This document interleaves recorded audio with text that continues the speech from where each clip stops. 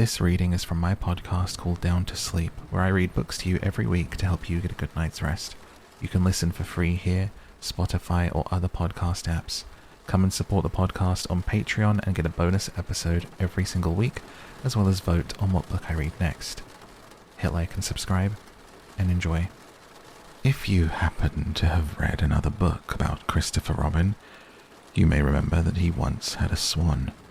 Or the swan had Christopher Robin, I don't know which, and that he used to call this swan Pooh.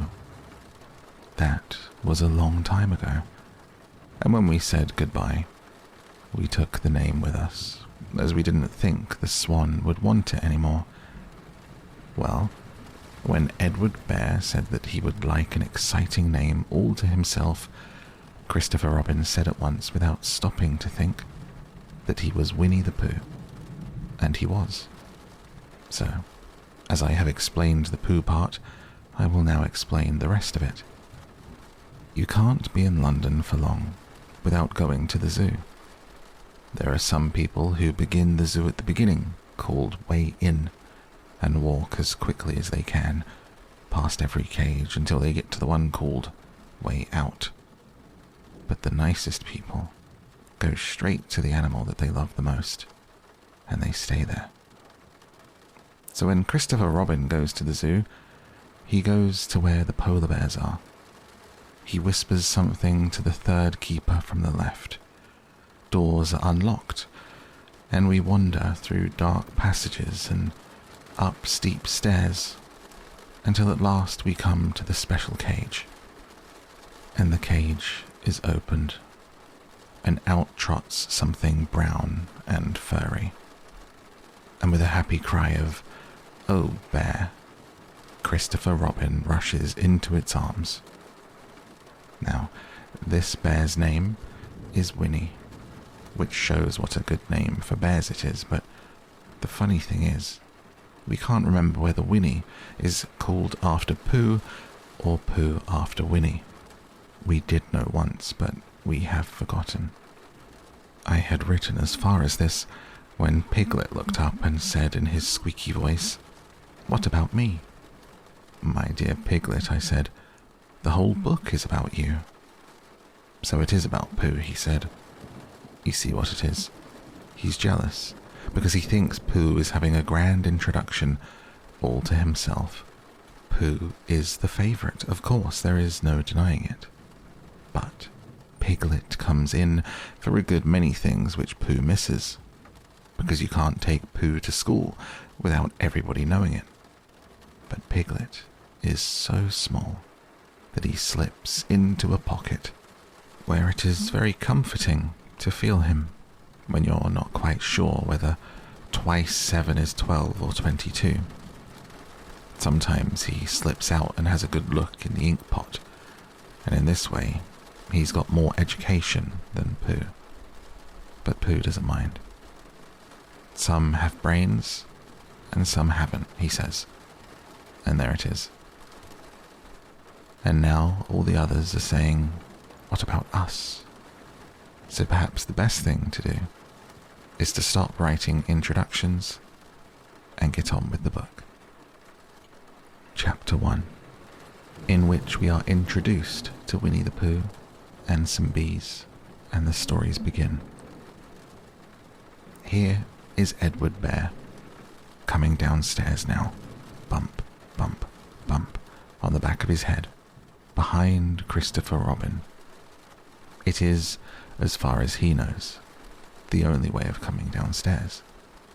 But sometimes he feels that there really is another way.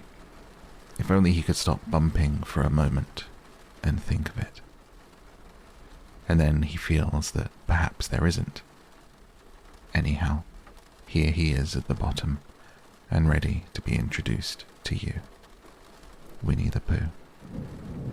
When I first heard his name, I said, just as you were going to say, but I thought he was a boy.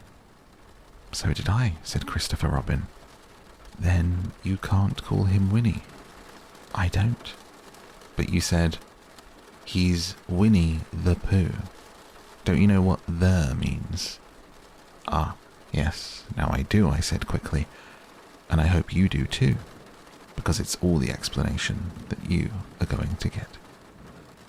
Sometimes Winnie the Pooh likes a game of some sort when he comes downstairs, and sometimes likes to sit quietly in front of the fire and listen to a story.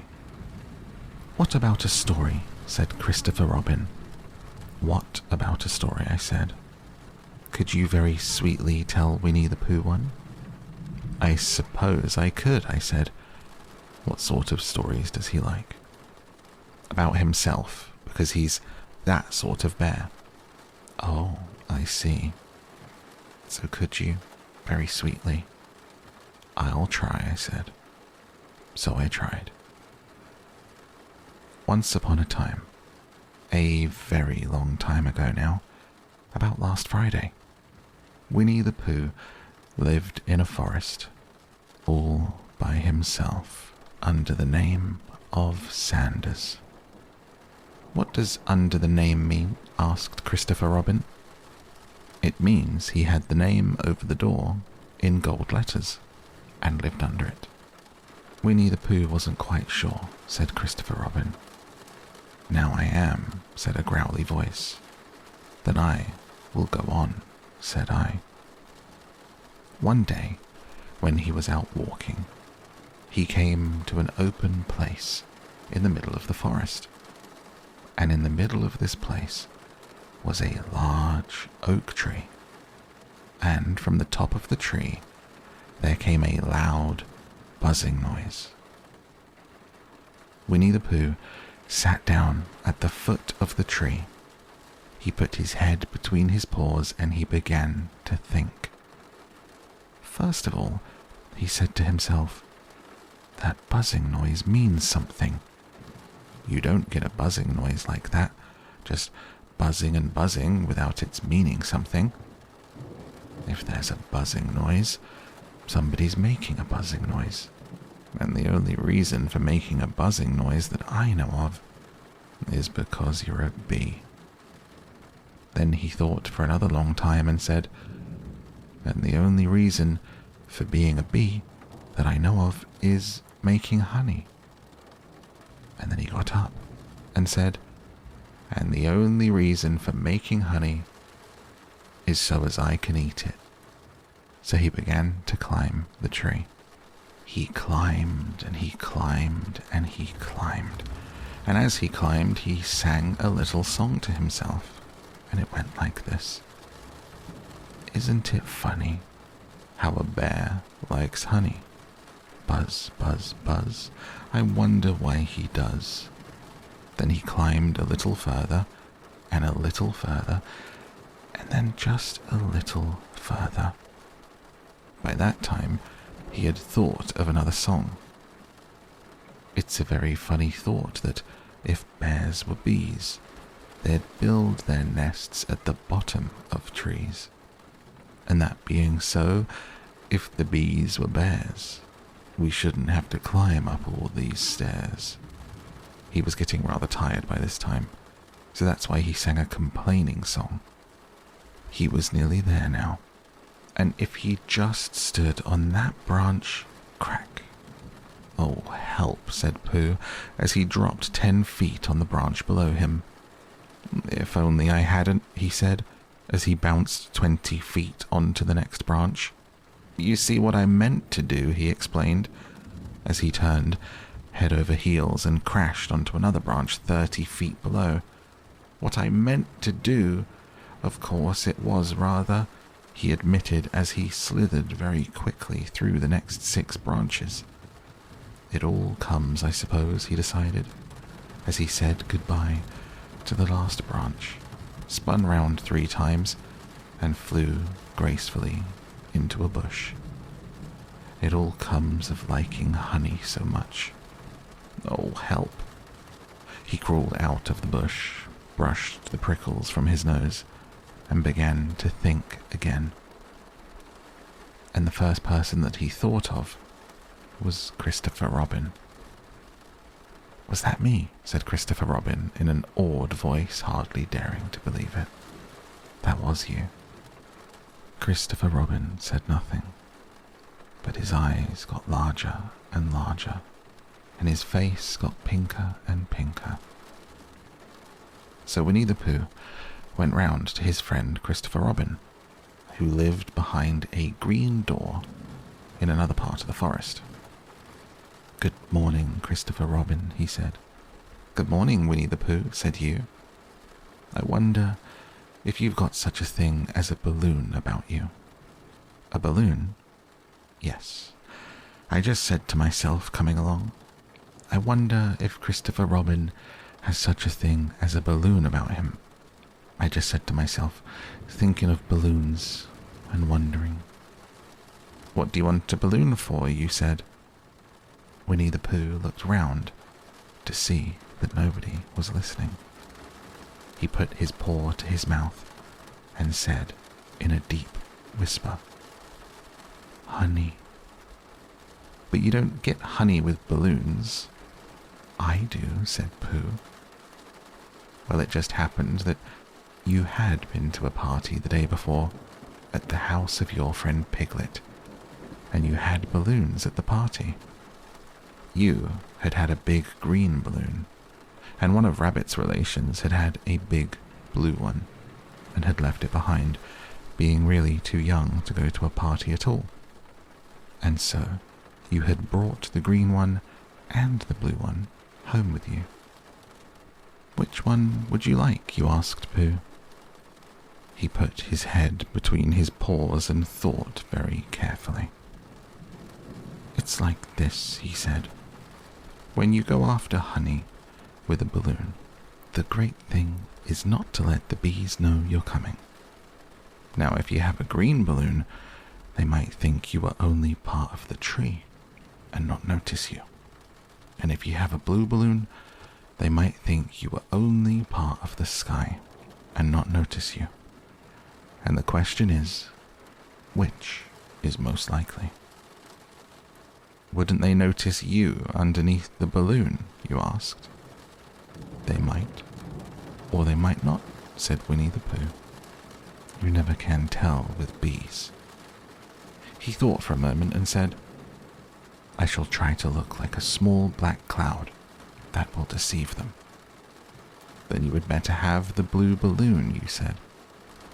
And so it was decided. Well, you both went out with the blue balloon, and you took your gun with you just in case, as you always did. And Winnie the Pooh went to a very muddy place that he knew of, and rolled until he was black all over. And when the balloon was blown up, as big, and you and Pooh were both holding on to the string, you let go suddenly, and Pooh Bear floated gracefully up into the sky and stayed there, level with the top of the tree and about 20 feet away from it. "Hooray!" you shouted. "Isn't that fine?" shouted Winnie the Pooh down to you. "What do I look like?" "You look like a bear holding on to a balloon," you said. "Not," said Pooh anxiously, "not like a small black cloud in a blue sky. Not very much." "Ah, well, perhaps from up here it looks different. And as I say, you never can tell with bees." There was no wind to blow him nearer to the tree, so there he stayed. He could see the honey, he could smell the honey, but he couldn't quite reach the honey. After a little while he called down to you. "Christopher Robin," he said in a loud whisper. "Hello? I think the bees suspect something." "What sort of thing?" "I don't know, but something tells me they're suspicious. Perhaps they think you're after their honey. It may be that. You never can tell with bees." There was another little silence, and then he called down to you again. "Christopher Robin?" "Yes." "Have you an umbrella in your house?" "I think so." "I wish you would bring it out here and walk up and down with it, and look up at me every now and then and say, 'Tut, tut, It looks like rain. I think if you did that, it would help the deception which we are practicing on these bees. Well, you laughed to yourself. Silly old bear. But you didn't say it aloud because you were so fond of him, and you went home for your umbrella. Oh, there you are, called down Winnie the Pooh as soon as you got back to the tree. I was beginning to get anxious. I have discovered that the bees are now definitely suspicious. Shall I put my umbrella up? He said. Yes, but wait a moment. We must be practical. The important bee to deceive is the queen bee. Can you see which is the queen bee from down there? No. A pity. Well now, if you walk up and down with your umbrella saying, "Tut tut, it looks like rain," I shall do what I can by singing a little cloud song, such as a cloud might sing. Okay, go. So while you walked up and down and wondered if it would rain, Winnie the Pooh sang this song. How sweet to be a cloud floating in the blue. Every little cloud always sings aloud. How sweet to be a cloud floating in the blue. It makes him very proud to be a little cloud. The bees were still buzzing, suspiciously as ever. Some of them indeed left their nests and flew all around the cloud as it began the second verse of this song. And one bee sat down on the nose of the cloud for a moment, and then got up again. Christopher, ow, Robin, called out the cloud. Yes? I have just been thinking, and I've come to a very important decision. These are the wrong sort of bees. Are they? Quite the wrong sort. So I think they would make the wrong sort of honey, shouldn't you? Would they? Yes, so I think I shall come down. How? Asked you. Winnie the Pooh hadn't thought about this. If he let go of the string, he would fall, bump, and he didn't like the idea of that. So he thought for a long time, and then he said, Christopher Robin, you must shoot the balloon with your gun. Have you got your gun? Of course I have, you said. But if I do that, it will spoil the balloon, you said. But if you don't, said Pooh, I shall have to let go, and that would spoil me. When he put it like this, you saw how it was, and you aimed very carefully at the balloon, and fired. Ow, said Pooh. Did I miss, you asked? You didn't exactly miss, said Pooh, but you missed the balloon. I'm so sorry, you said, and you fired again. And this time, you hit the balloon, and the air came slowly out, and Winnie the Pooh floated down to the ground. His arms were so stiff from holding onto the string of the balloon all that time that they stayed up straight in the air for more than a week. Whenever a fly came and settled on his nose, he had to blow it off. And I think, but I'm not sure, that is why he was always called Pooh. Is that the end of the story? Asked Christopher Robin. Well, that's the end of that one. There are others. About Pooh and me, and Piglet, and Rabbit, and all of you. Don't you remember? I do remember, and then when I try to remember, I forget. That day when Pooh and Piglet tried to catch the heffalump? They didn't catch it, did they? No. Pooh couldn't, because he hasn't any brain. Did I catch it? Well, that comes into the story. Christopher Robin nodded. I do remember, he said. Only Pooh doesn't very well. So that's why he likes having it told to him again, because then it's a real story, and not just a remembering. That's just how I feel, I said. Christopher Robin gave a deep sigh, picked his bear up by the leg, and walked off to the door, trailing Pooh behind him. At the door, he turned and said, "Coming to see me have my bath?" "I might," I said. "I didn't hurt him when I shot him, did I?" "Not a bit." He nodded and went out.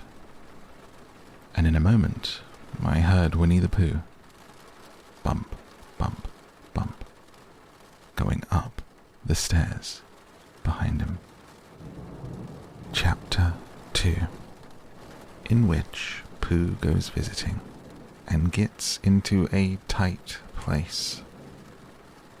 Edward Bear, known to his friends as Winnie the Pooh, or Pooh for short, was walking through the forest one day, humming proudly to himself.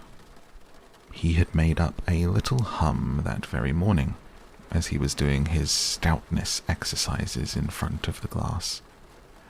Tra-la-la, tra-la-la, as he stretched up as high as he could go, and then tra-la-la, tra-la, oh help, as he tried to reach his toes. After breakfast, he had said it over and over to himself until he had learnt it off by heart, and now he was humming it right through properly.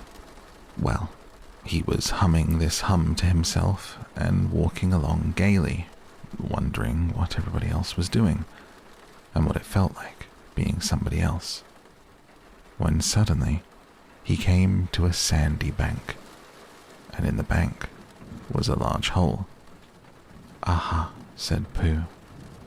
"If I know anything about anything, that hole means rabbit, and rabbit means company, and company means food, and listening to me humming, and such." So he bent down and put his head into the hole, and called out, "Is anybody at home?" There was a sudden scuffling noise from inside the hole, and then silence. "What I said was, 'Is anybody at home?'" called out Pooh very loudly. "No," said a voice, and then added, "You needn't shout so loud. I heard you quite well the first time." "Bother," said Pooh. "Isn't there anybody here at all?" "Nobody." Winnie the Pooh took his head out of the hole and thought for a little. And he thought to himself, there must be somebody down there, because somebody must have said nobody. So he put his head back in the hole and said, "Hello, Rabbit. Isn't that you?" "No," said Rabbit, in a different sort of voice this time. "But isn't that Rabbit's voice?" "I don't think so," said Rabbit. "It isn't meant to be." "Oh," said Pooh. He took his head out of the hole and had another think. And then he put it back and said, "Well, could you very kindly tell me where Rabbit is? He has gone to see his friend Pooh Bear, who is a great friend of his." "But this is me," said Bear, very much surprised. "What sort of me?" "Pooh Bear." "Are you sure?" said Rabbit, still more surprised. Quite sure," said Pooh.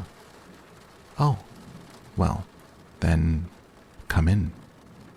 So Pooh pushed and pushed and pushed his way through the hole, and at last he got in. "You were quite right," said Rabbit, looking at him all over. "It is you. Glad to see you. Who did you think it was?" "Well, I wasn't sure. You know how it is in the forest. One can't have anybody coming into one's home. One has to be careful. What about a mouthful of something?" Pooh always liked a little something at 11 o'clock in the morning. He was very glad to see Rabbit getting out the plates and the mugs. And when Rabbit said, "Honey or condensed milk with your bread?" he was so excited that he said, "Both." And then, so as not to seem greedy, he added, "But don't bother about the bread, please." And for a long time after that, he said nothing. Until at last, humming to himself in a rather sticky voice, he got up, shook Rabbit lovingly by the paw, and said he must be going on. "Must you?" said Rabbit politely. "Well," said Pooh, "I could stay a little longer, if you..." And he tried very hard to look in the direction of the larder. "Well, as a matter of fact," said Rabbit, "I was going out myself directly." "Oh, well then, I'll be going on. Goodbye." "Well, goodbye, if you're sure you won't have any more." "Is there any more?" asked Pooh quickly. Rabbit took the covers off of the dishes and said, "No, there wasn't." "I thought not," said Pooh, nodding to himself. "Well, goodbye. I must be going on." So he started to climb out of the hole. He pulled with his front paws, he pushed with his back paws, and in a little while his nose was out in the open again, and then his ears, and then his front paws, and then his shoulders, and then... "Oh, help," said Pooh. "I'd better go back." "Oh, bother," said Pooh. "I shall have to go on." "I can't do either," said Pooh. "Oh, help and bother." Now by this time, Rabbit wanted to go for a walk too, and finding the front door full, he went out by the back door and came round to Pooh and looked at him. "Hello? Are you stuck?" "No," said Pooh carelessly. "Just resting and thinking and humming to myself. Here, give us a paw." Pooh Bear stretched out a paw, and Rabbit pulled and pulled and pulled. "Ow!" cried Pooh. "You're hurting." "The fact is," said Rabbit, "you're stuck." "It all comes," said Pooh crossly, "of not having front doors big enough." "It all comes," said Rabbit sternly, "of eating too much. I thought at the time," said Rabbit. "Only I didn't like to say anything," said Rabbit. "That one of us was eating too much," said Rabbit. "And I knew it wasn't me. Well, shall I go and fetch Christopher Robin?" Christopher Robin lived at the other end of the forest, and when he came back with Rabbit and saw the front half of Pooh, he said, "Silly old bear," in such a loving voice that everybody felt quite hopeful again. "I was just beginning to think," said Bear, sniffing slightly, "that Rabbit might never be able to use his front door again, and I should hate that," he said. "So should I," said Rabbit. "Use his front door again," said Christopher Robin. "Of course he'll use his front door again." "Good," said Rabbit. "If we can't pull you out, Pooh, we might push you back." Rabbit scratched his whiskers thoughtfully and pointed out that when once Pooh was pushed back, he was back, and of course nobody was more glad to see Pooh than he was. Still, there it was. Some lived in trees, some lived underground, and... "You mean I'd never get out," said Pooh. "I mean," said Rabbit, "having got so far, it seems a pity to waste it." Christopher Robin nodded. "Then there's only one thing to be done," he said. "We shall have to wait for you to get thin again." "How long does getting thin take?" asked Pooh anxiously. "About a week, I should think." "But I can't stay here for a week." "You can stay here all right, silly old bear. It's getting you out which is so difficult." "We'll read to you," said Rabbit cheerfully. "And I hope it won't snow," he added.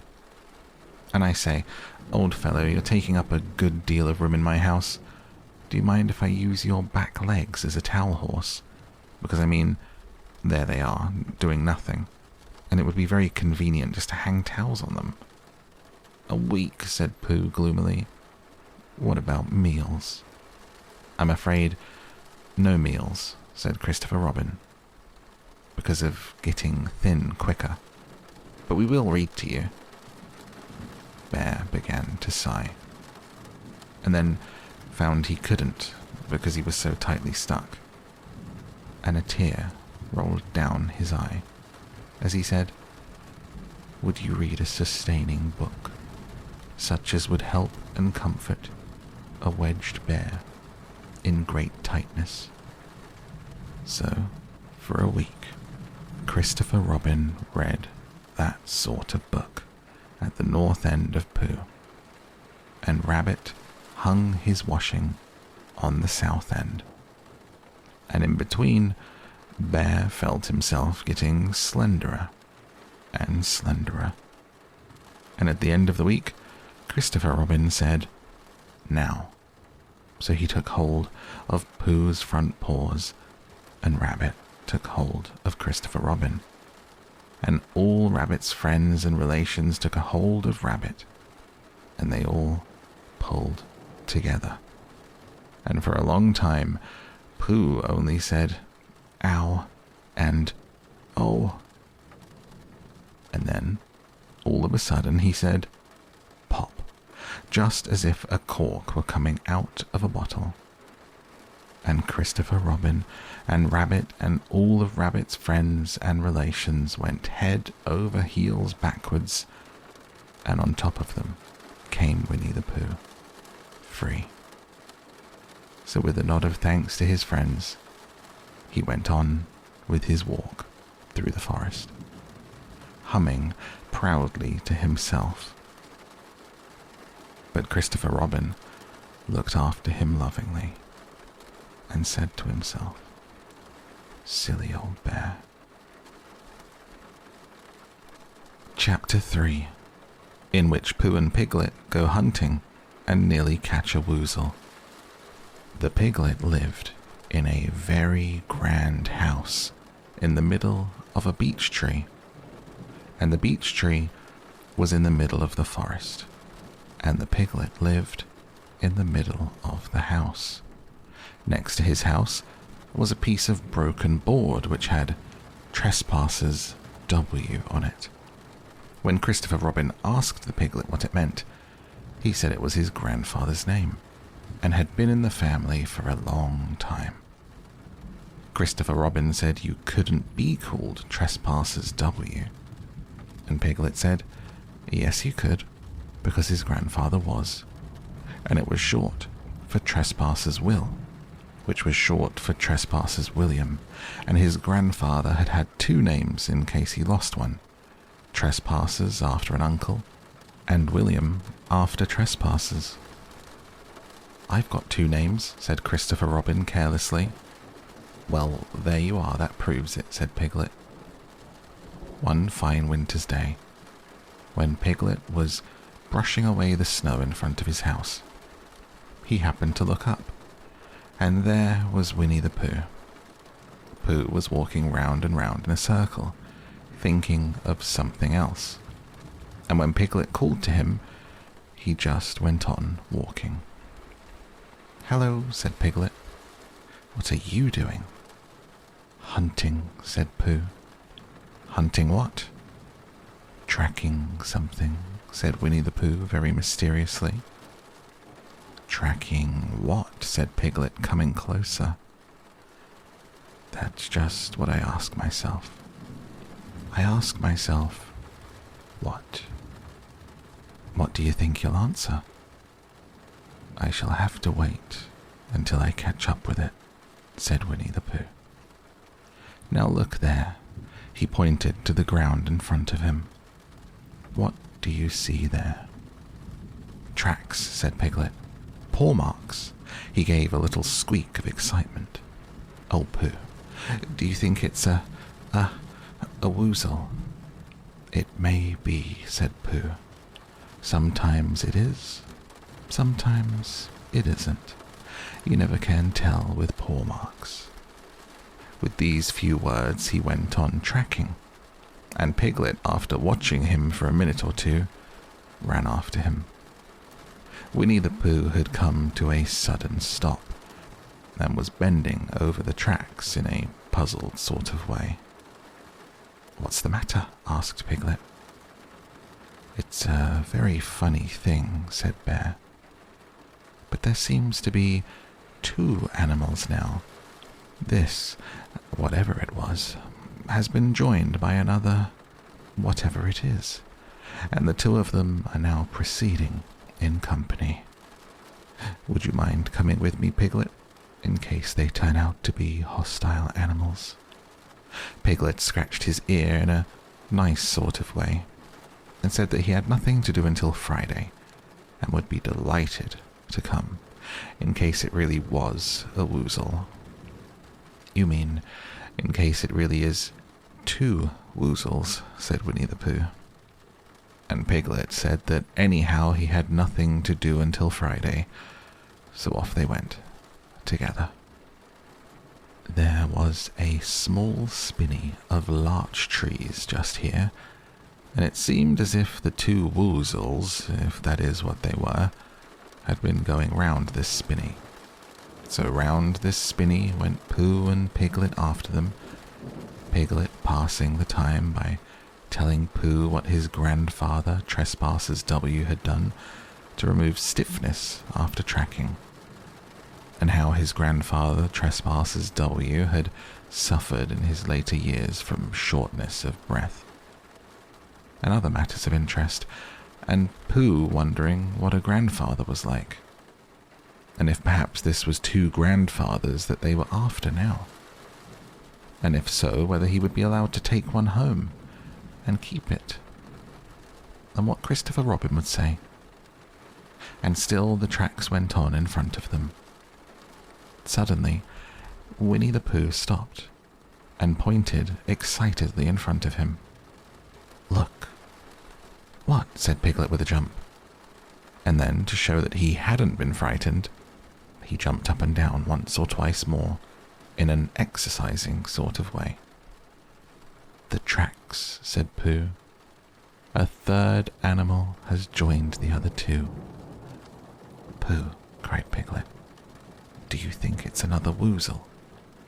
"No," said Pooh, "because it makes different marks. It is either 2 woozles and 1 as it might be whizzle, or 2 as it might be whizzles and 1, if so it is, woozle. Let us continue to follow them." So they went on, feeling just a little anxious now, in case the 3 animals in front of them were of hostile intent. Piglet wished very much that his grandfather T.W. were there, instead of elsewhere, and Pooh thought how nice it would be if they met Christopher Robin suddenly, but quite accidentally, and only because he liked Christopher Robin so much. And then, all of a sudden, Winnie the Pooh stopped again, and licked the tip of his nose in a cooling manner, for he was feeling more hot and anxious than ever in his life before. There were 4 animals in front of them. "Do you see, Piglet? Look at their tracks. 3, as it were, woozles, and 1, as it was, whizzle. Another woozle has joined them." And so it seemed to be. There were the tracks, crossing each other here, getting muddled up with each other there. But quite plainly, every now and then, tracks of 4 sets of paws. "I think," said Piglet, when he had licked the tip of his nose too, and found that it brought very little comfort, "I think that I have just remembered something. I have just remembered something that I forgot to do yesterday, and shan't be able to do tomorrow, so I suppose I really ought to go back and do it now. We'll do it this afternoon, and I'll come with you, said Pooh. It isn't the sort of thing you can do in an afternoon, said Piglet quickly. It's a very particular morning thing that has to be done in the morning, and if possible between the hours of... What would you say the time was? About 12, said Winnie the Pooh, looking at the sun. Between, as I was saying, the hours of 12 and 12:05. So really, dear old Pooh, if you'll excuse me... What's that? Pooh looked up at the sky, and then, as he heard a whistle again, he looked up into the branches of a big oak tree, and then he saw a friend of his. It's Christopher Robin, he said. Ah, then you'll be all right, said Piglet. You'll be quite safe with him. Goodbye. And he trotted off home as quickly as he could, very glad to be out of all danger again. Christopher Robin came slowly down his tree. Silly old bear, he said. What were you doing? First you went round the spinney twice by yourself, then Piglet ran after you, and you went around again together, and then you were just going around for a fourth time. Wait a moment, said Winnie the Pooh, holding up his paw. He sat down and thought, in the most thoughtful way that he could think. He fitted his paw into one of the tracks, scratched his nose twice, and stood up. Yes, said Winnie the Pooh. I see now, said Winnie the Pooh. I have been foolish and deluded, said he, and I am a bear of no brain at all. You're the best bear in all the world, said Christopher Robin soothingly. Am I? Said Pooh, hopefully, and then he brightened up suddenly. Anyhow, it's nearly luncheon time, so he went home for it. Chapter 4, in which Eeyore loses a tail and Pooh finds one. The old grey donkey Eeyore stood by himself in a thistly corner of the forest. His front feet well apart, his head on one side, and thought about things. Sometimes he thought sadly to himself, why? And sometimes he thought, wherefore? And sometimes he thought, inasmuch as which? And sometimes he didn't quite know what he was thinking about. So when Winnie the Pooh came stumping along, Eeyore was very glad to be able to stop thinking for a little, in order to say, how do you do, in a gloomy manner to him. And how are you? Said Winnie the Pooh. Eeyore shook his head from side to side. Not very how, he said. I don't seem to have felt at all how for a long time. Dear, dear, said Pooh. I'm sorry about that. Let's have a look at you. So Eeyore stood there, gazing sadly at the ground, and Winnie the Pooh walked all around him once. Why, what's happened to your tail? He said in surprise. What has happened to it? Said Eeyore. It isn't there. Are you sure? Well, either a tail is there, or it isn't there. You can't make a mistake about it. And yours isn't there. Then what is? Nothing. Let's have a look, said Eeyore, and he turned slowly around to the place where his tail had been a little while ago. And then finding that he couldn't catch it up, he turned around the other way, until he came back to where he was at first.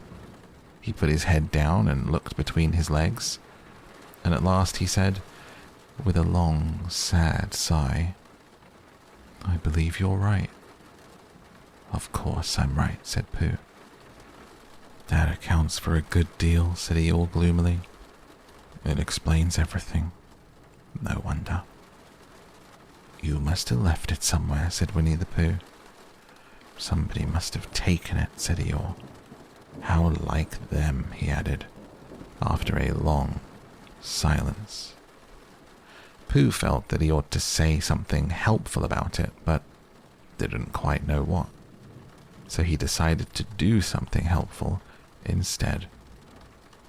Eeyore, he said solemnly, I, Winnie the Pooh, will find your tail for you. Thank you, Pooh, answered Eeyore.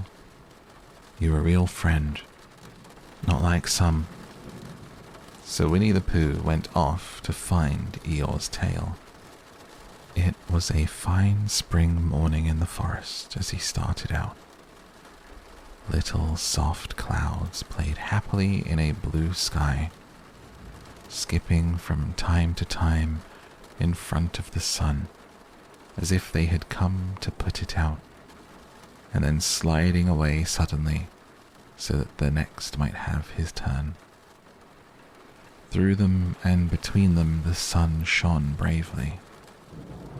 A copse which had worn its furs all the year round seemed old and dowdy now, besides new green lace, which the beeches had put on so prettily. Through copse and spinney marched Bear, down open slopes of gorse and heather, over rocky beds of streams and up steep banks of sandstone into the heather again, and so at last, tired and hungry, to the 100-acre wood.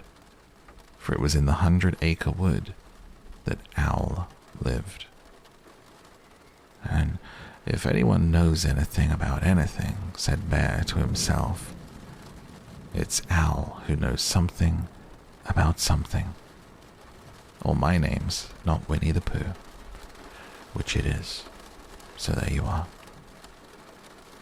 Owl lived at the Chestnuts, an old-world residence of great charm, which was grander than anybody else's, or seemed so to Bear, because it had both a knocker and a bell pull. Underneath the knocker there was a notice, which said, "Please ring if an answer is required." Underneath the bell pull there was a notice which said, "Please knock if an answer is not required." These notices had been written by Christopher Robin, who was the only one in the forest who could spell.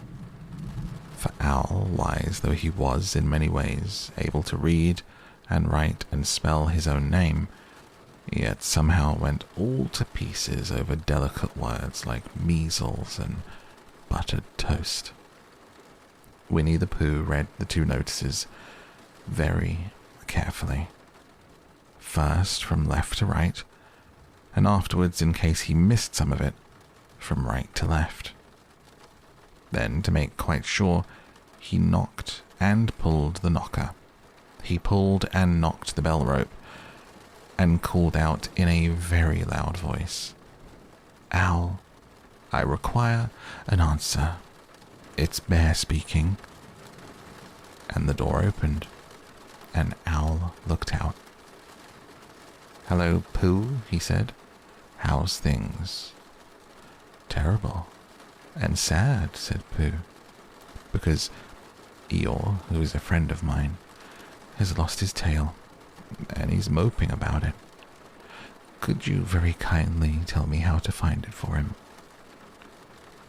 "Well," said Owl, "the customary procedure in such cases is as follows."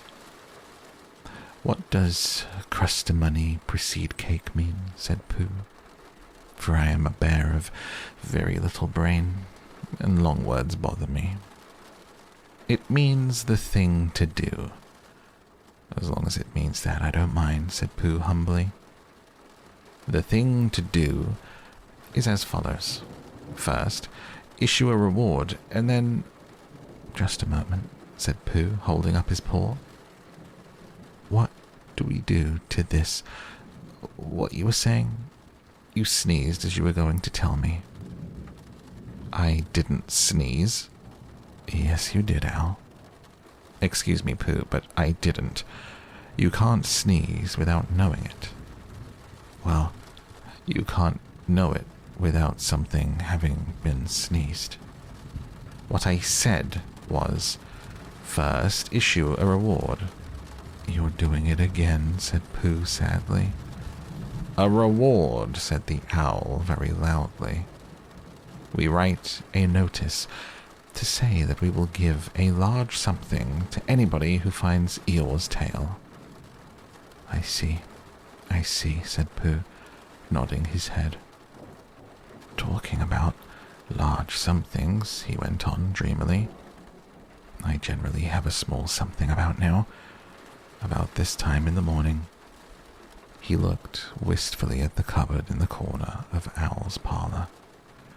Just a mouthful of condensed milk or whatnot, perhaps a lick of honey. Well then, said Owl, we write out this notice and we put it up all over the forest. A lick of honey, murmured the bear to himself, or not, as the case may be. He gave a deep sigh and tried very hard to listen to what Owl was saying. But Owl went on and on, using longer and longer words, until at last he came back to where he started, and he explained that the person to write out this notice was Christopher Robin. It was he who wrote the ones on my front door for me. Did you see them, Pooh?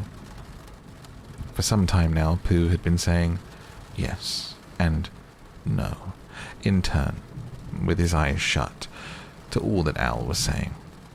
And having said yes, the last time, he said no, not at all, without really knowing what Owl was talking about. Didn't you see them? Said the Owl, a little surprised. Come and look at them now. So they went outside, and Pooh looked at the knocker and the notice below it. He looked at the bell rope and the notice below it. And the more he looked at the bell rope, the more he felt that he had seen something like it, somewhere else, some time before. Handsome bell rope, isn't it? Said the Owl. Pooh nodded. It reminds me of something, he said, but I can't think what. Where did you get it? I just came across it in the forest. It was hanging over a bush, and I thought at first somebody lived there, so I rang it, and nothing happened, and then I rang it again very loudly, and it came off in my hand, and as nobody seemed to want it, I took it home, and... Owl, said Pooh solemnly, you made a mistake. Somebody did want it. Who? Eeyore. My dear friend Eeyore. He was fond of it. Fond of it? Attached to it, said Winnie the Pooh sadly. So with these words he unhooked it and carried it back to Eeyore. And when Christopher Robin had nailed it on in its right place again, Eeyore frisked about the forest, waving his tail so happily that Winnie the Pooh came over all funny and had to hurry home for a little snack of something to sustain him.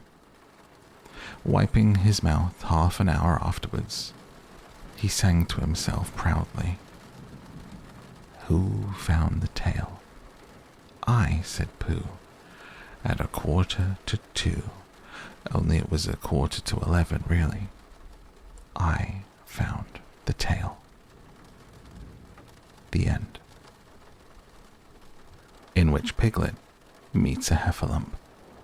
One day, when Christopher Robin and Winnie the Pooh and Piglet were all talking together, Christopher Robin finished the mouthful he was eating and said carelessly, "I saw a heffalump today, Piglet."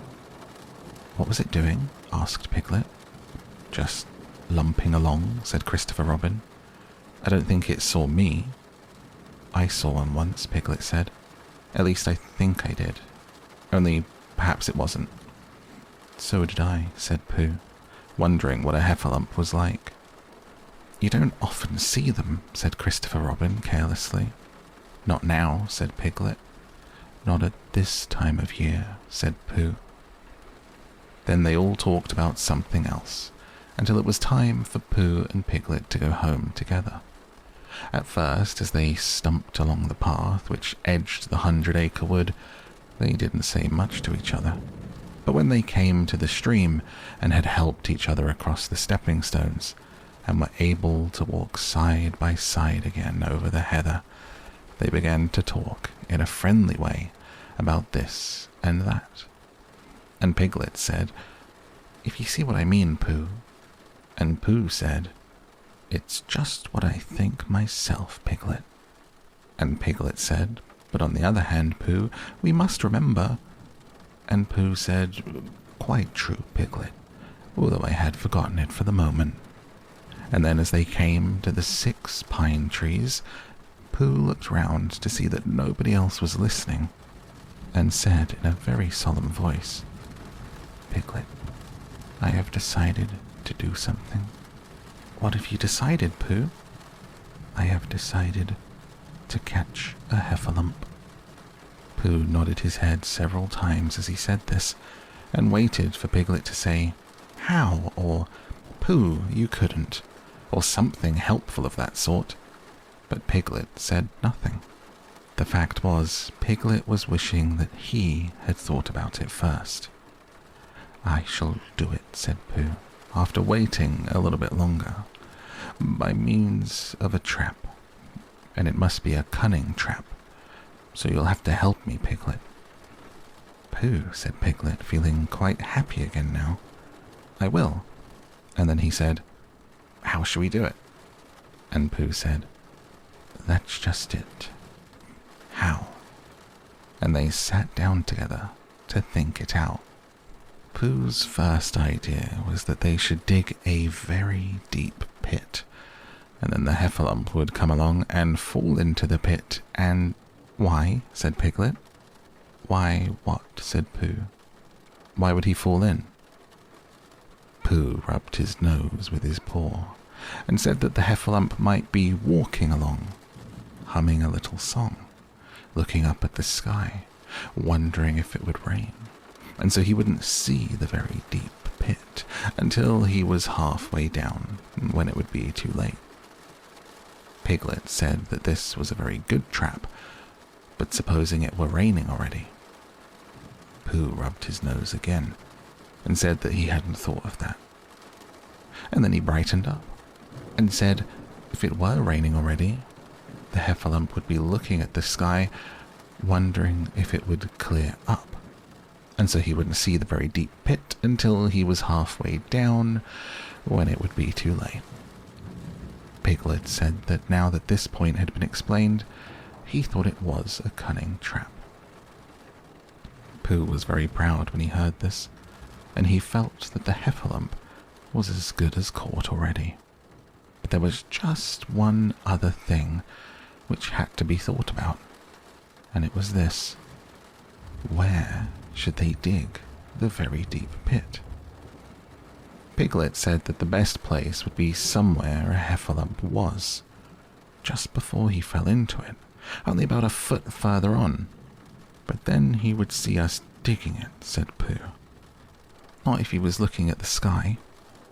He would suspect, said Pooh, if he happened to look down. He thought for a long time, and then added sadly, "It isn't as easy as I thought. I suppose that's why heffalumps hardly ever get caught." "That must be it," said Piglet. They sighed and got up, and when they had taken a few gorse prickles out of themselves, they sat down again. And all the time Pooh was saying to himself, "If only I could think of something," for he felt sure that a very clever brain could catch a heffalump, if only he knew the right way to go about it. Suppose you wanted to catch me. How would you do it? He said to Piglet. Well, said Piglet, I should do it like this. I should make a trap, and I should put a jar of honey in the trap, and you would smell it, and you would go in after it, and I would go in after it, said Pooh excitedly. Only very carefully, so as not to hurt myself. And I would get to the jar of honey, and I should lick round the edges first of all, pretending that there wasn't any more, you know? And then I should walk away and think about it a little. And then I should come back and start licking in the middle of the jar, and then... Yes, well, never mind about that. There you would be, and there I should catch you. Now the first thing to think of is, what do heffalumps like? I should think acorns, shouldn't you? We'll get a lot of... wake up, Pooh. Pooh, who had gone into a happy dream, woke up with a start, and said that honey was a much more trappy thing than acorns. Piglet didn't think so, and they were just going to argue about it when Piglet remembered that if they put acorns in the trap, he would have to find the acorns, but if they put honey, then Pooh would have to give up some of his own honey. So he said, all right, honey then. Just as Pooh remembered this too and was going to say, all right, acorns. Honey, said Piglet to himself in a thoughtful way, as if it were now settled. I'll dig the pit, while you go and get the honey. Very well, said Pooh, and he stumped off. As soon as he got home, he went to the larder. He stood on a chair and took down a very large jar of honey from the top shelf. It had honey, Hunny, written on it, but just to make sure, he took off the paper cover and looked at it, and it looked just like honey. But you never can tell, said Pooh. I remember my uncle saying once that he had seen cheese just this color. So he put his tongue in and took a large lick. Yes, he said, it is, no doubt about that. And honey, I should say right down to the bottom of the jar. Unless, of course, somebody put cheese in at the bottom for a joke. Perhaps I had better go a little further, just in case heffalumps don't like cheese, same as me. And he gave a deep sigh.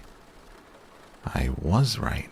It is honey, right the way down. Having made certain of this, he took the jar back to Piglet, and Piglet looked up from the bottom of his very deep pit and said, Got it? And Pooh said, Yes, but it isn't quite a full jar. He threw it down to Piglet. Piglet said, No, it isn't. Is that all you've got left? And Pooh said, Yes, because it was. So Piglet put the jar at the bottom of the pit and climbed out, and they went off home together. Well, good night, Pooh, said Piglet, when they got to Pooh's house. We meet at 6 o'clock tomorrow morning by the pine trees, and we'll see how many heffalumps we've got in our trap. 6 o'clock, Piglet. Have you got any string? No, why do you want string? To lead them home with.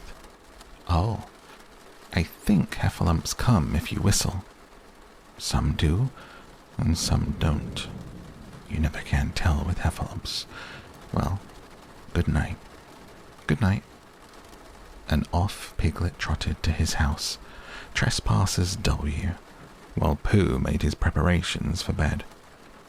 Some hours later, just as the night was beginning to steal away, Pooh woke up with a sinking feeling. He had had that sinking feeling before, and he knew what it meant. He was hungry. So he went to the larder, and he stood on a chair. He reached up to the top shelf and found nothing. That's funny, he thought. I know I had a jar of honey there, a full jar, full of honey, right to the top. And it had honey written on it, so that I should know it was honey. That's very funny. And then he began to wander up and down, wondering where it was, murmuring a murmur to himself. It's very, very funny, 'cause I know I had some honey, 'cause it had a label on saying honey. A galopagous full pot too, and I don't know where it's got to. No, I don't know where it's gone. Well, it's funny. He had murmured this to himself 3 times in a singing sort of way, when suddenly he remembered he had put it into the cunning trap to catch a heffalump. Bother, said Pooh. It all comes of trying to be kind to heffalumps. And he got back into bed. But he couldn't sleep. The more he tried to sleep, the more he couldn't. He tried counting sheep, which is sometimes a good way of getting to sleep, and as that was no good, he tried counting heffalumps. And that was worse, because every heffalump that he counted was making straight for a pot of Pooh's honey, and eating it all. For some minutes he lay there, miserably. But when the 587th heffalump was licking its jaws and saying to itself, "Very good honey this, I don't know if I've tasted better," Pooh could bear it no longer. He jumped out of bed, he ran out of the house, and straight to the 6 pine trees. The sun was still in bed, but there was a lightness in the sky over the 100-acre wood, which seemed to show that it was waking up, and would soon be kicking off the clothes. In the half-light, the pine trees looked cold and lonely, and the very deep pit seemed deeper than it was, and Pooh's jar of honey at the bottom was something mysterious, a shape and no more. But as he got nearer to it, his nose told him that it was indeed honey, and his tongue came out and began to polish up his mouth ready for it. Bother, said Pooh, as he got his nose inside the jar. A heffalump has been eating it. And then he thought a little and said, Oh, no, I did. I forgot. Indeed, he had eaten most of it, but there was a little left at the very bottom of the jar. He pushed his head right in and began to lick. By and by, Piglet woke up. As soon as he woke, he said to himself, Oh, and then said bravely, Yes, and then still more bravely, Quite so. But he didn't feel very brave, for the word which was really jiggetting about in his brain was heffalumps. What was a heffalump like? Was it fierce? Did it come when you whistled? How did it come? Was it fond of pigs? If it was fond of pigs, did it make any difference what sort of pig? Suppose it was fierce with pigs, would it make any difference if the pig had a grandfather called Trespassers William? He didn't know the answer to any of these questions, and he was going to see his first heffalump in about an hour from now. Of course, Pooh would be with him, and it was much more friendly with 2. But suppose heffalumps were very fierce with pigs and bears. Wouldn't it be better to pretend that he had a headache and couldn't go up to 6 Pines this morning? But suppose it was a very fine day, and there was no heffalump in the trap. Here he would be, in bed all the morning, simply wasting his time for nothing. What should he do? And then he had a clever idea. He would go very quietly to the 6 pine trees, peep very cautiously into the trap, and see if there was a heffalump there. And if there was, he would go back to bed, and if there wasn't, he wouldn't. So off he went. At first he thought there wouldn't be a heffalump in the trap, and then he thought that there would. And as he got nearer, he was sure that there would, because he could hear it, heffalumping about like anything. Oh dear, oh dear, oh dear, said Piglet to himself. He wanted to run away. But somehow, having got so near, he felt that he must just see what a heffalump was like. So he crept to the side of the trap and looked in. All the time, Winnie the Pooh had been trying to get the honey jar off his head. The more he shook it, the more tightly it stuck. "Bother," he said. "Oh, help." And mostly, ow. He tried bumping it against things, but as he couldn't see what he was bumping it against, it didn't help. He tried to climb out of the trap, but as he could see nothing but jar, and not much of that, he couldn't find his way. So at last he lifted his head, jar and all, and made a loud, roaring noise of sadness and despair. And it was at that moment that Piglet looked down. "Help! Help!" cried Piglet. "Heffalump! A horrible heffalump!" And he scampered off as hard as he could, still crying out, "Help! Help! A horrible hoffalump! Hoff! Hoff! A hellable horrorlump! Hol! Hol! A hoffable hellerump!" And he didn't stop crying and scampering until he got to Christopher Robin's house. "Whatever's the matter, Piglet?" said Christopher Robin, who was just getting up. "Heff," said Piglet, breathing so hard he could hardly speak. "A heff, a heff, a heffalump." "Where?" "Up there," said Piglet, waving his paw. What did it look like? Like... It had the biggest head you ever saw, Christopher Robin. A great enormous thing, like nothing. A huge big, well, I don't know. An enormous big nothing. Like a jar. "Well," said Christopher Robin, putting on his shoes, "I shall go and look at it. Come on." Piglet wasn't afraid if he had Christopher Robin with him, so off they went. "I can hear it, can't you?" said Piglet anxiously as they got near. "I can hear something," said Christopher Robin. It was Pooh, bumping his head against a tree root. "There," said Piglet. "Isn't it awful?" He held on tight to Christopher Robin's hand. Suddenly, Christopher Robin began to laugh. And he laughed, and he laughed, and he laughed. And while he was still laughing, crash went the heffalump's head against the tree root, smash went the jar, and out came Pooh's head again. Piglet saw what a foolish piglet he had been. He was so ashamed of himself that he ran straight off home and went to bed with a headache. But Christopher Robin and Pooh went home to breakfast together. "Oh, Bear," said Christopher Robin, "how I do love you." "So do I," said Pooh. Chapter 6, in which Eeyore has a birthday and gets 2 presents. Eeyore, the old grey donkey, stood by the side of the stream and looked at himself in the water. "Pathetic," he said. "That's what it is. Pathetic." He turned and walked slowly down the stream for 20 yards, splashed across it, and walked slowly back on the other side. He looked at himself in the water again. "As I thought," he said. "No better from this side. But nobody minds. Nobody cares. Pathetic. That's what it is." There was a crackling noise in the bracken behind him, and out came Pooh. "Good morning, Eeyore," said Pooh.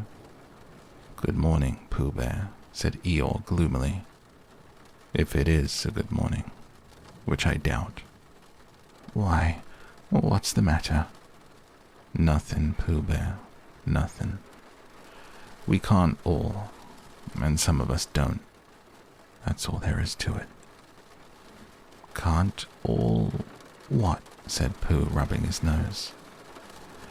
"Gaiety, song and dance. Here we go round the Mulberry Bush." "Oh," said Pooh. He thought for a long time, and then asked, "What Mulberry Bush is that?" bonhomie, went on Eeyore gloomily. French word meaning bonhomie. I'm not complaining, but there it is. Pooh sat down on a large stone and tried to think this out. It sounded to him like a riddle, and he was never very much good at riddles, being a bear of very little brain, so he sang Cottleston Pie instead. Cottleston, Cottleston, Cottleston Pie. A fly can't bird, but a bird can fly. Ask me a riddle, and I reply. Cottleston, Cottleston, Cottleston Pie.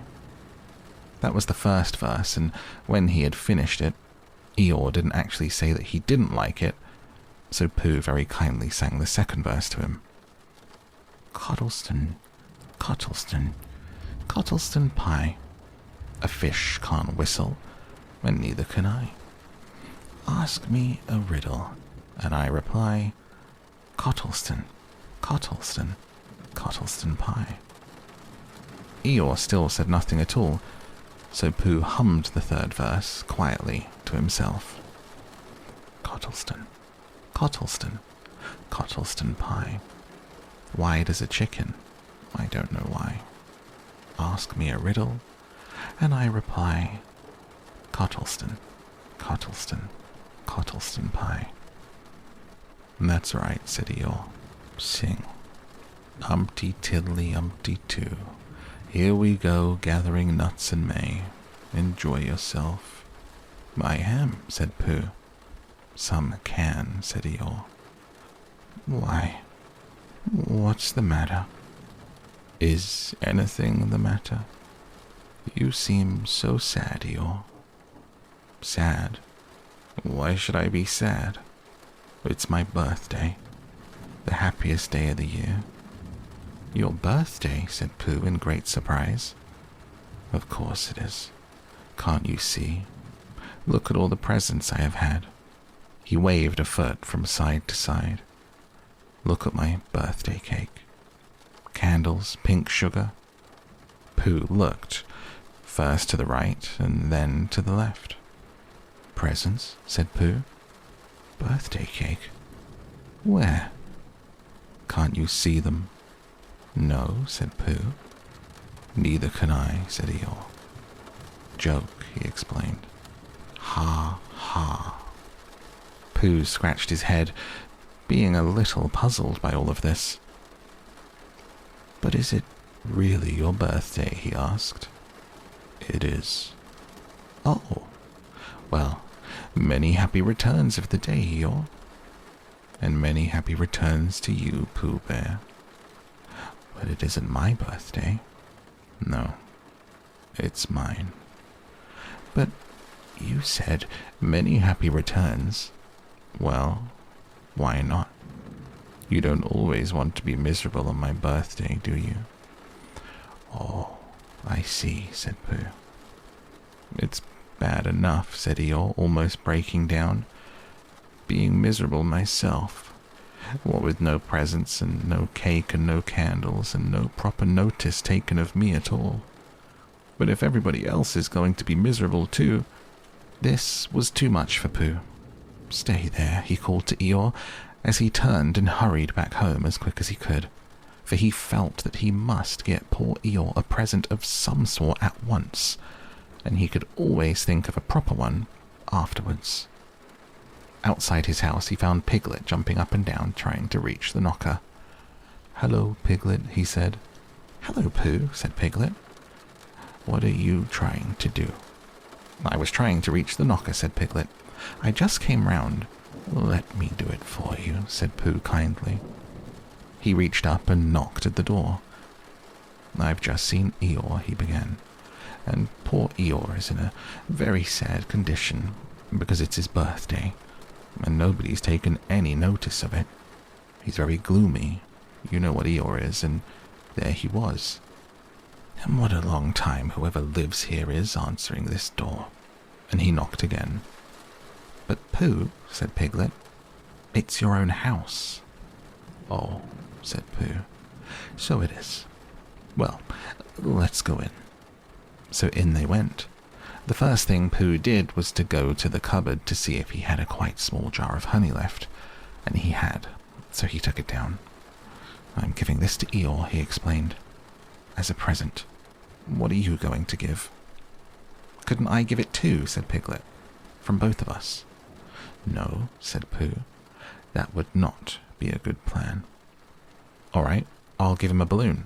I've got one left from my party. I'll go get it now, shall I?" "That, Piglet, is a very good idea. It's just what Eeyore wants to cheer him up. Nobody can be uncheered with a balloon." So off Piglet trotted, and in the other direction went Pooh with his jar of honey. It was a warm day, and he had a long way to go. He hadn't gotten more than halfway there when a sort of funny feeling began to creep all over him. It began at the tip of his nose, and it trickled all through him, at the soles of his feet. It was just as if somebody inside him was saying, "Now then, Pooh, time for a little something." "Dear, dear," said Pooh. "I didn't know it was as late as that." So he sat down and took the top off his jar of honey. "Lucky I brought this with me," he thought. "Many a bear going out on a warm day like this would never have thought of bringing a little something with him." And he began to eat. "Now let me see," he thought as he took the last lick of the inside of the jar. Where was I going? Ah, yes, Eeyore. He got up slowly. Suddenly, he remembered. He had eaten Eeyore's birthday present. "Bother," said Pooh. "What shall I do? I must give him something." For a little while, he couldn't think of anything. Then he thought, well, it's a very nice pot, even if there's no honey in it. If I washed it clean and got somebody to write a happy birthday on it, Eeyore could keep things in it, which might be useful. So as he was passing the 100-acre wood, he went inside to call on Owl, who lived there. "Good morning, Owl," he said. "Good morning, Pooh," said Owl. "Many happy returns of Eeyore's birthday," said Pooh. "Oh, is that what it is? What are you giving him, Owl?" "What are you giving him, Pooh?" "I'm giving him a useful pot to keep things in, and I wanted to ask you—" "Is this it?" said Owl, taking it out of Pooh's paw. "Yes, and I wanted to ask you—" "Somebody's been keeping honey in it," said Owl. "You can keep anything in it," said Pooh earnestly. "It's very useful like that. And I wanted to ask you, you ought to write happy birthday on it." "That was what I wanted to ask you," said Pooh, "because my spelling is wobbly. It's good spelling, but it wobbles. The letters get in the wrong places. Would you write a happy birthday on it for me?" "It's a nice pot," said Owl, looking at it all around. "Couldn't I give it too, from both of us?" "No," said Pooh. "That would not be a very good plan. Now, I'll wash it first, and then you can write on it." He washed the pot out and dried it, while Owl licked the end of his pencil and wondered how to spell birthday. "Can you read, Pooh?" he asked, a little anxiously. "There's a notice about knocking and ringing outside my door, which Christopher Robin wrote. Could you read it?" "Christopher Robin told me what it said, and then I could—" "Well, I'll tell you what this says, and then you'll be able to." So Owl wrote, and this is what he wrote.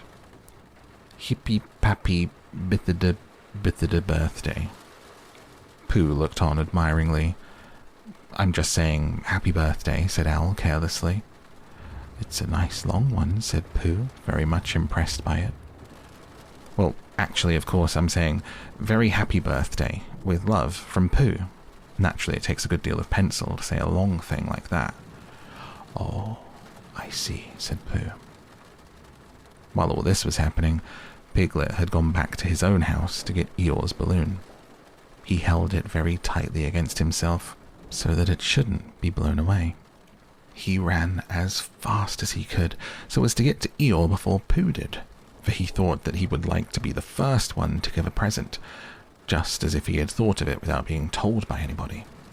And running along and thinking how pleased Eeyore was going to be, he didn't look where he was going.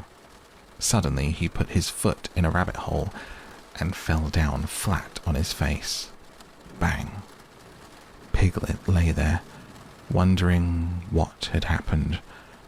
At first he thought the whole world had blown up, and then he thought that perhaps only the forest part of it had, and then he thought perhaps only he had, and he was now alone, in the moon or somewhere, and would never see Christopher Robin or Pooh or Eeyore again. And then he thought, well, even if I'm in the moon, I needn't be face downwards all the time. So he got cautiously up and looked about him. He was still in the forest. Well, that's funny, he thought. I wonder what that bang was. I couldn't have made such a noise just falling down. Where's my balloon? What's that small piece of damp rag doing? It was the balloon. Oh dear, said Piglet. Oh dear. Oh dearie, dearie, dear. Well, it's too late now. I can't go back. I haven't another balloon, and perhaps Eeyore doesn't like balloons so very much. So he trotted on, rather sadly now, and down he came to the side of the stream where Eeyore was, and called out to him. "Good morning, Eeyore," shouted Piglet. "Good morning, little Piglet," said Eeyore, "if it is a good morning, which I doubt. Not that it matters." "Many happy returns of the day," said Piglet, having now got a little closer. Eeyore stopped looking at himself in the stream and turned to stare at Piglet.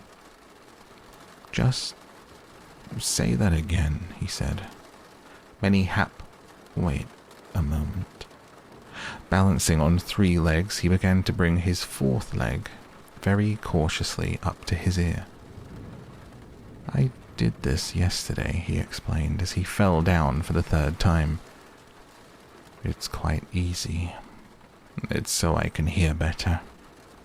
There, that's done it. Now then, what were you saying?"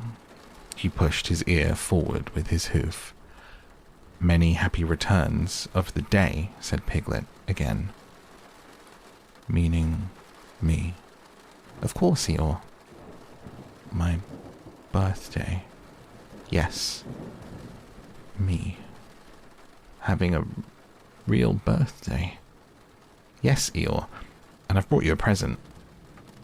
Eeyore took down his right hoof from his right ear, turned round, and with great difficulty put up his left hoof. "I must have that in the other ear," he said. "Now then." "A present," said Piglet very loudly. "Meaning me again?" "Yes. My birthday, still." "Of course, Eeyore." "Me going on having a real birthday?" "Yes, Eeyore. And I brought you a balloon." "Balloon," said Eeyore.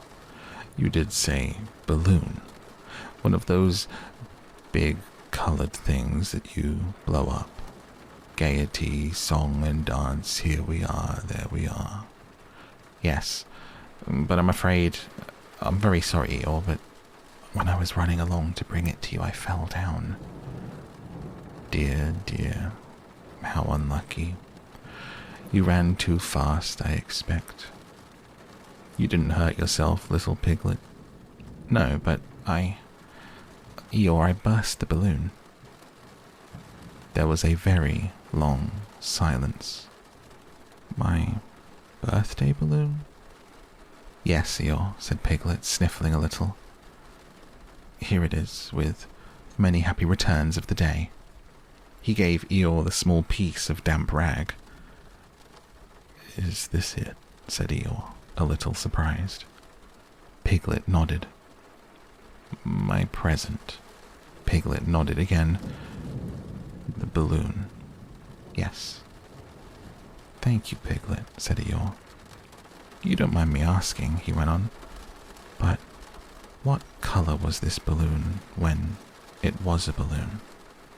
Red. I just wondered.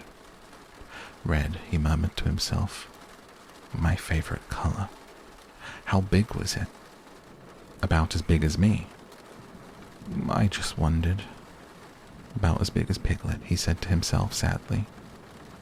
My favorite size. Well. Piglet felt very miserable and didn't know what to say. He was still opening his mouth to begin something and then deciding that it wasn't any good saying that, when he heard a shout from the other side of the river, and there was Pooh. Many happy returns of the day, called out Pooh, forgetting that he had said it already. Thank you, Pooh. I'm having them, said Eeyore gloomily. I've brought you a little present, said Pooh excitedly. I've had it, said Eeyore. Pooh had now splashed across the stream to Eeyore, and Piglet was sitting a little way off, his head in his paws, snuffling to himself. It's a useful pot, said Pooh. Here it is, and it's got a very happy birthday with love from Pooh written on it. That's what all the writing is. It's for putting things in. There. When Eeyore saw the pot, he became quite excited. Why, he said, I believe my balloon will just go into that pot. Oh no, said Pooh. Balloons are much too big to go into pots. What you do with a balloon is you hold the balloon. Not mine, said Eeyore proudly. Look, Piglet. And as Piglet looked sorrowfully round, Eeyore picked up the balloon with his teeth and placed it carefully in the pot. Picked it out, put it on the ground, picked it up again, and put it carefully back. So it does, said Pooh. It goes in. So it does, said Piglet. And it comes out. Doesn't it? Said Eeyore. It goes in and out, like anything. I'm very glad, said Pooh happily, that I thought of giving you a useful pot to put things in. I'm very glad, said Piglet happily, that I thought of giving you something to put in a useful pot. But Eeyore wasn't listening. He was taking the balloon out and putting it back in again, as happy as could be. Didn't I give him anything? Asked Christopher Robin sadly. Of course you did, I said. You gave him, don't you remember, I gave him a box of paints to paint things with. That was it. Why didn't I give it to him in the morning? You were so busy getting his party ready for him. He had a cake with icing on the top, and 3 candles, and his name in pink sugar. Yes, I remember, said Christopher Robin. The end. And that is where we close the book on tonight's episode of Down to Sleep. Thank you so much for joining me and for listening. I hope that you enjoyed this episode and that it's helped you relax and that you're either already asleep or on the way there. If it's taking a little longer tonight, go ahead and pull up one of our other many episodes. We are well over 100 episodes now, and they're all for you.